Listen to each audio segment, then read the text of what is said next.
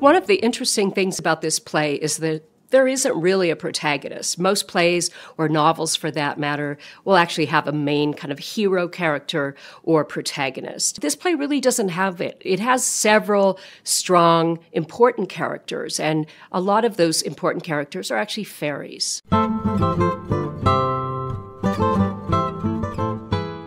The fairies in this play create this wonderful fantasy world. They bring magic to the scenes of the play. Now, that magic can cause chaos and it can cause happiness, and it really is how the fairies work with it. This delicate fantasy world that's created by the fairies and the magic of the play is actually in contrast to some of the cruder characters that you're going to find in the story. Two important characters in the play are Oberon and Puck, and these are two of the fairies that you will find in this play.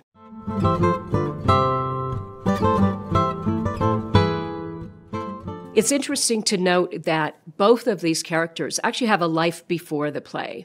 Oberon, for example, comes to us through Renaissance literature, that of France and Germany. Puck comes to us through English folklore, and in fact, he's known alternately as Robin Goodfellow or even just a hobgoblin.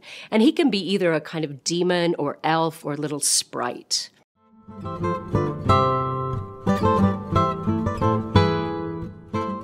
The third fairy, Titania, the queen of the fairies, is the only one that found her birth in this play.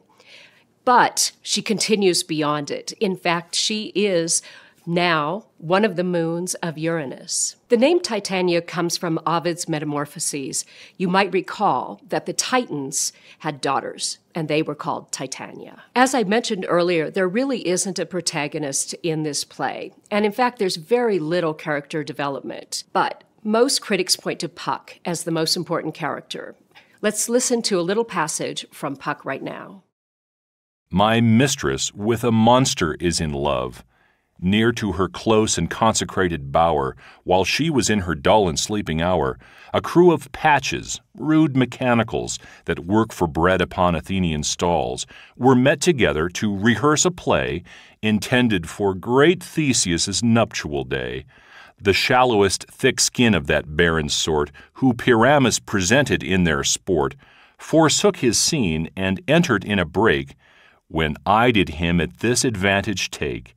An ass's knoll I fixed on his head, anon his Thisbe must be answered, and forth my mimic comes.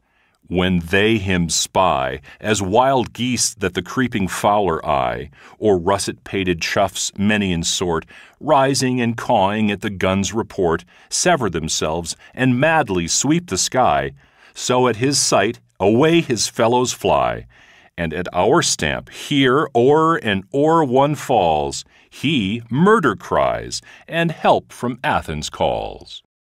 This brings us to the end of our section on Shakespeare. I hope you've enjoyed the reading and these selections.